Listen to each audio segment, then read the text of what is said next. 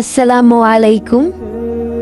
রাত ৩টা, চারিদিকে নিস্তব্ধতা, সবাই ঘুমিয়ে, কিন্তু একজন আছে যে ঘুমায় না, সে অপেক্ষা করে তোমার জন্য।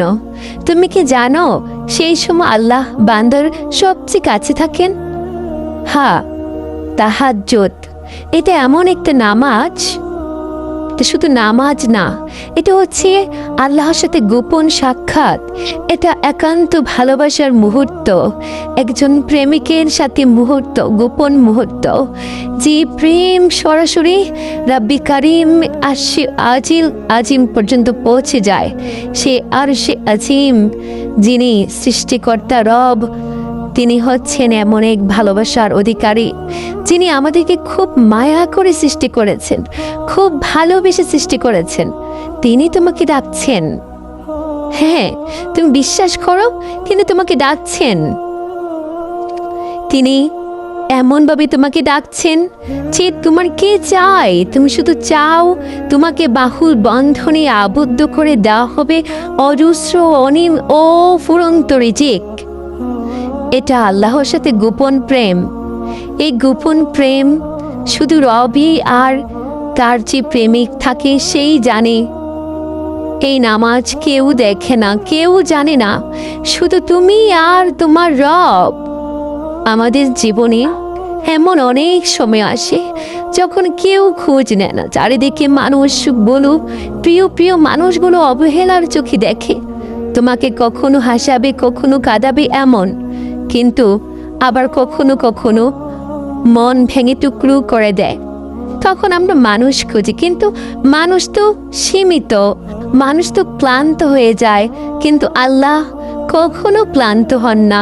রাসূল সাল্লাল্লাহু আলাইহি ওয়াসাল্লাম বলেছেন, রাতের শেষ তৃতীয়াংশে আল্লাহ প্রথম আসমানে নেমে আসেন এবং বলেন, কে আছে আমার কাছে চাইবে, আমি তাকে দেব।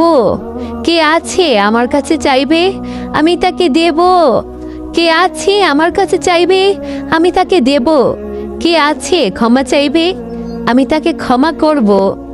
ভাবো, আল্লাহ নিজেই ডাকছেন, আল্লাহ নিজেই ডাকছেন, আর আমরা ঘুমাচ্ছি। তাহাজ্জুদ এমন এক নামাজ যা ভাগ্য বদলে দেয়, যা দোয়া কবুল করে, যা হৃদয়কে শান্ত করে, আল্লাহর ভীষণ আপন করে নেয়। আর আল্লাহ যার আপন, দুনিয়া তো তার হাতের মুঠোয়। একবার কল্পনা করো, তুমি সিজদায় পড়ে আছো, চোখ দিয়ে পানি পড়ছে, আর তুমি বলছো, ইয়া আল্লাহ, আমি ভেঙে গেছি। সেই মুহূর্তে তোমাকে ক্ষমতাশালী আল্লাহ পরম ভালোবেসে সান্ত্বনা দিচ্ছেন।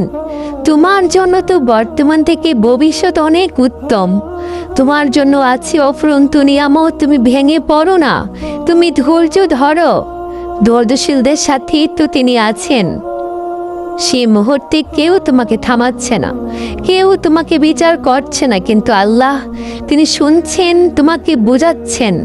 আল্লাহ বুঝেছেন, আল্লাহ ভালোবাসছেন। অনেক মানুষ আছে যারা দুনিয়ার কষ্টে ভেঙে পড়েছিল, কিন্তু তাহাজ্জুদের মাধ্যমে তারা শান্তি পেয়েছে, সফল হয়েছে, তা আল্লাহকে পেয়েছে। যে রাতে কাঁদে সে দিনে হাসে।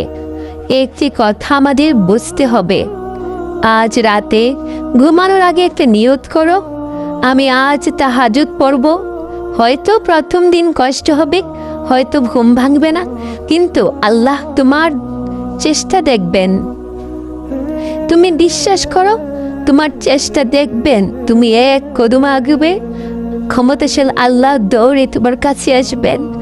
আরেকদিন সেই তাহাজ্জুদে তোমার জীবন বদলে দিবে।